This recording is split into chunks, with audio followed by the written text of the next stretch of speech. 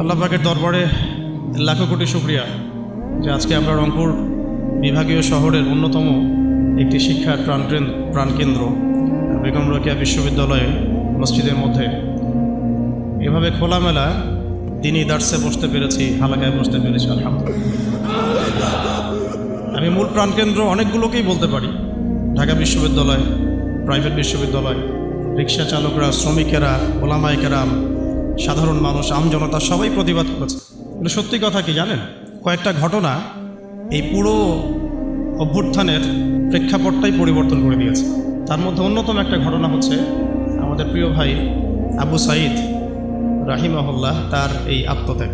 এর আগ পর্যন্ত এই ঘটনাটা সমস্ত মহলের হৃদয় কাড়ে নাই। আবু সাঈদের সেই বুক পেতে দেওয়ার যে ঘটনা, এই ঘটনাটা কিন্তু আল্লাহ পাকের কাছে এতই কবুল হয়েছে যে প্রত্যেকটা হৃদয়ের মধ্যে সেই ঘটনার একটা রেখাপাত অবশ্যই করেছে। এরপরেই কিন্তু এই বিদ্রোহের আগুনটা সব জায়গায় ছড়িয়ে পড়েছে। এর আগ পর্যন্ত আন্দোলনটা ছিল শুধুমাত্র একটা কোঠা আন্দোলন। তো যখন কোঠা আন্দোলন এভাবে নির্যাতনের নিপীড়নের শিকার হলো এবং আবু সাঈদের মতো কিছু ভাই যখন শহীদ হলেন, জুলুমের শিকার হলেন, জীবন দিলেন, তখন কিন্তু আস্তে আস্তে আন্দোলন আর কোঠা আন্দোলনে সীমাবদ্ধ থাকে, এটা গণমানুষের আন্দোলনে রূপ নিয়েছিল। এবং আমরা দেখলাম যা হলো, এটা শুধু একদিনের চেপে রাখা ক্ষোভ থেকে এই ফলাফল আসে নাই।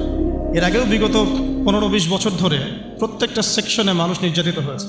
আমরা গুম হয়েছি, ওলামায়ে কেরাম প্রচণ্ড নির্যাতনের শিকার হয়েছেন, শাপলা চত্বরে ঘটনা ঘটেছে, আয়নাঘর ভর্তি হয়ে গেছে ওলামায়ে কেরাম দিয়ে।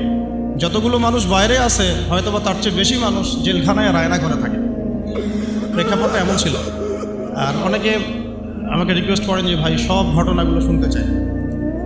তো আসলে আমি ইন্ডিভিজুয়ালি বলি যে আমি আমাদের অন্যান্য ভাইদের যে কুরবানি দেখেছি, আমাদের অন্যান্য যে মাজলুম ভাইদের কুরবানি আমি দেখেছি, বিভিন্ন রাজনৈতিক মহলের, ধর্মীয় মহলের, ওলামায়ে কেরাম, আমাদের টিচার, আমাদের ওস্তাদ, হেফাজতে ইসলাম, শাপলা চত্বর, আমাদের কওমি অঙ্গনের ভাইরা, তাদের যে কুরবানি, ত্যাগ, যা আমরা নিজেরা জানি, নিজের চোখে দেখেছি, এর তুলনায় মানে আমার বিষয়টা বলতে আমার লজ্জা লাগে।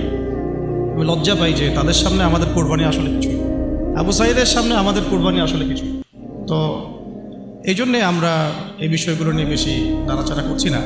তবে এখন আলহামদুলিল্লাহ আল্লাহ পাকের পক্ষ থেকে সব স্পষ্ট হয়ে গেছে যে আসলেই বাস্তবতা কিছু।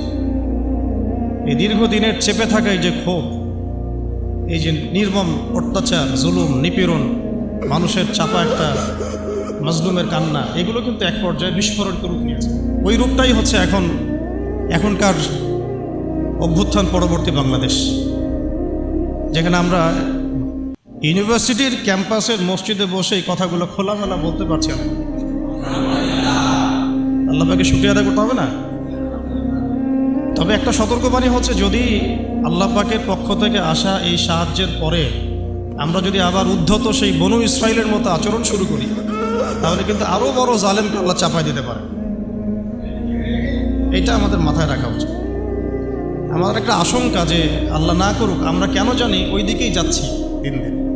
আমরা দোয়া করব যেন আবু সাঈদ ভাইদের রক্তের সাথে গাদ্দারি না করা হয়, মুগ্ধদের রক্তের সাথে যেন কোনো মির্জাফরি করা না হয়। এটাই আমাদের রিকোয়েস্ট থাকবে আর কি, আবেদন, দাবি থাকবে। তবে এই গাদ্দারি যদি কেউ করতেও চায়, ইনশাআল্লাহ আমরা সেটা আর হতে দিব না। বাংলাদেশের মাটিতে আমরা কোনো ফ্যাসিস্ট আর উঠতে দিব না, কোনো ঘুমের রাজনীতি করতে দিব না ইনশাআল্লাহ। মানে মাঝে মাঝে তো আমার মনে হয় যে এইভাবে বলি যে কেউ যদি এবার গুম করতে আসে, আমরা পাল্টা প্রতিবাদ করে দেখাই দিব কিভাবে গুমকে প্রতিহত করতে হয়। একটা মানুষ যদি অপরাধ করে থাকে, তাকে আপনি লিগ্যাল আইনে বিচার করতে পারেন। সেখান থেকে রাতের অন্ধকারে যাকে তাকে উঠিয়ে নিয়ে চোখ বেঁধে আপনি একটা লাশ কাটার ঘরে ফেলে রাখবেন দিনের পর দিন, খাবার পানির ঠিক ঠিকানা নাই, রিমান্ডের পর রিমান্ড, চোখ বেঁধে, কেউ কাউকে দেখছে না, দিন না রাত কেউ বুঝতে পারে না। এগুলো কি ধরনের মানবতা? কিসের সভ্য যুগ? তাহলে আমরা সভ্যটা হলাম কোথায়? এগুলো তো আপনারা তো ইসলামকে গালি দেন তথাকথিত সুশীলরা, যে ওটা মধ্যযুগীয় বর্বরতা ইত্যাদি ইত্যাদি, নাউযুবিল্লাহ। হ্যাঁ, এই কথাগুলো শুনেন না, মধ্যযুগীয় বর্বরতা। যখন আমরা বলি যে কোরআনের মধ্যে হাত কাটার বিধান আছে, চোরের হাত কাটার বিধান আছে কোরআনের মধ্যে। ব্যভিচার করলে 100টা বেত্রাঘাতের বিধান আছে। বিবাহিত ব্যক্তি যদি ব্যভিচার করে রজমের বিধান আছে। হত্যার বদলে হত্যা আছে, কিসাস, মানে চোখের বদলে চোখ, কানের বদলে কান, হাতের বদলে হাত, দাঁতের বদলে দাঁত, জানের বদলে জান। তারপরে ডাকাতি করলে ডান দিকের হাত বাম দিকের পা কেটে ফেলার বিধান আছে। কেউ যদি নবী সাল্লাল্লাহু আলাইহি ওয়াসাল্লামকে গালি দেয়, শাতেমে রাসূল, তাকে মৃত্যুদণ্ড দিতে হবে, বিধান আছে। কেউ যদি ধর্ষণ করে তাকে মৃত্যুদণ্ড দিতে হবে, এই বিধানগুলো আছে। এগুলোর কথা যদি আমরা এখনকার মিডিয়ার টকশোগুলোকে বলি, তাহলে বলবে না এটা মধ্যযুগীয় বর্বরতা? এতদিন শোনেন না এই কথাগুলো আপনারা? তাহলে এই গুম খুনের রাজনীতি আর কোন যুগের বর্বরতা? এটা কোন যুগের বর্বরতা? আধুনিক যুগের বর্বরতা, তাই না? আধুনিক যুগের প্রাচীন বর্বরতা। এগুলো আবু জেহেলদেরকেও ছাড়িয়ে গেছে আর কি। তো আমরা এক জালেমের জায়গায়, আমার কথা একদম স্পষ্ট, এক জালেমের জায়গায় আমরা আরেক জালেমকে সহ্য করব। এই অমানবিক গুম খুনের রাজনীতি বন্ধ করতে হবে। ছাত্রদের পড়াশোনার উপযুক্ত পরিবেশ নিশ্চিত করতে হবে। পড়াশোনার মধ্যে ইসলামী কারিকুলাম ঢোকাতে হবে। সমস্ত রকম এই যে ট্রান্সজেন্ডার, নোংরামি, ভণ্ডামি, নষ্টামি, এগুলো বন্ধ করতে হবে। এখনকার বাংলাদেশে আমরা ওই ধরনের বিষয়গুলো আর টলারেট করবো না ইনশাআল্লাহ।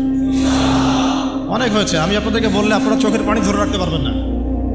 আমাদের অনেক বোন পর্যন্ত এরকম গুমের এবং হেনস্থার শিকার হয়েছেন, দিনের পর দিন, বছরের পর বছর। বোন ছেলে মানুষ তো সহ্য করতে পারে, মেয়ে মানুষকে নিয়ে কী করে চিন্তা করেন তাহলে। কোনো শায়েখ, কোনো ওস্তাদ 5 বছর থেকেছেন, কেউ 12 বছর থেকেছেন, 12 বছর, কেউ 5 বছর থেকেছেন, কেউ 7 বছর থেকেছেন। কেউ বের হন, উনি বলতেন, আমাদের এক ওস্তাদ বলতেন যে আমার এক পাতা জেলখানা আর এক পাতা বাইরে, মানে যায় আর আসে। তো তাদের তো পরিবার আছে, তাদের স্ত্রী আছে, সন্তান আছে, ছোট ছোট ছেলে মেয়ে আছে। তারা কি মানুষ ছিল না? দেখেন এই অভ্যুত্থানটাকে আমরা এখন একটা বিষয় খেয়াল করছি যে সবাই প্রশংসা নেওয়ার জন্য উঠে পড়ে লেগেছে। সবাই ক্রেডিট নেওয়ার চেষ্টা করছে, আমার ক্রেডিট, আমি মাস্টার মাইন্ড। জি না, এখানে মাস্টার মাইন্ড আল্লাহ রাব্বুল আলামিন। এখানে একক কোনো ব্যক্তির কৃতিত্ব নাই। এটাকে পশ্চিমা বিশ্বের সামনে এইভাবে আপনি প্রেজেন্ট করতে পারেন না যে এখানে এই কয়েকজন মানুষের ভূমিকায় আজকে এই ফলাফল এসেছে, না। এখানে প্রত্যেকটা ভাইয়ের কন্ট্রিবিউশন আছে। এমনকি যে ফেসবুকে পোস্ট দিয়েছে তারও একটা কন্ট্রিবিউশন এখানে আছে। ওই সময় পোস্ট দিলেও ধরা পড়তে হতো, যে পোস্ট দিত তাকে উঠাই নিয়ে চলে যেত। ইন্টারনেট নাই, কি হচ্ছে আমরা বুঝতে পারছি না, কাকে উঠাচ্ছে, কাকে নিয়ে যাচ্ছে, ইত্যাদি ইত্যাদি। তো আফসোসের ব্যাপারটা হচ্ছে আমি অবজার্ভ করছি যে আমাদের স্বাধীনতা আবার হাইজ্যাক হয়ে না যায়। এই স্বাধীনতা যেন আবার হাইজ্যাক হয়ে না যায়। আপনারা খুব সচেতন থাকবেন। আল্লাহ পাক আপনাদেরকে বুদ্ধিদীপ্ত একটা প্রজন্ম দিয়েছেন, আলহামদুলিল্লাহ। আমরা আশা করছি যে ইনশাআল্লাহ আপনাদের দ্বারাই হবে, ইনশাআল্লাহ আমাদের দ্বারাই হবে ইনশাআল্লাহ। এখন বরেণ্য ওলামায়ে কেরামদের সাথে আমাদের সমন্বয় আছে। প্রত্যেকটা বিশ্ববিদ্যালয়ে আলোচনা হচ্ছে, কথা হচ্ছে। শুধু প্রয়োজন একটা নির্দিষ্ট লক্ষ্যে গোছানো কাজ এবং সমস্ত ত্যাগের লক্ষ্য, উদ্দেশ্য, নিয়াতটাকে বিশুদ্ধ করা। কোনো দুনিয়াবি স্বার্থে আমরা এই কাজগুলো করব না, শুধুমাত্র এক আল্লাহর সন্তুষ্টির জন্য। কোনো দুনিয়াবি স্বার্থ হাসিলের উদ্দেশ্যে আমরা এই সংগ্রামে লিপ্ত হব না, বরং আমরা আল্লাহ পাকের জমিনে আল্লাহর দ্বীন প্রতিষ্ঠার সংগ্রামে লিপ্ত হব। এখানে যে ভাইরা যে ব্যানারে কাজ করতেছেন করুক, যে কোনো ব্যানারে কাজ করতেছেন করুক, উদ্দেশ্য থাকবে একটাই, যে আমরা সবাই চাই আল্লাহ পাকের জমিনে আল্লাহর দ্বীন প্রতিষ্ঠা হোক। এটা প্রতিষ্ঠা না হলে যত পশ্চিমা তন্ত্রমন্ত্র আছে, আপনারা আমার চেয়ে অনেক ভালো জানেন, এই কমিউনিজমের কথাই বলেন, সোকল্ড এই ডেমোক্রেসির কথাই বলেন, সেকুলারিজমের কথাই বলেন, যত মতবাদ, এগুলো চূড়ান্ত সফলতা এবং চূড়ান্ত জাস্টিস আপনাকে কখনো দিবে না। এগুলো দিন শেষে দেখবেন যে ওই জালেমের পক্ষেই রায় প্রদান করার জন্যে এটা একটা ম্যানমেড তন্ত্রমন্ত্র।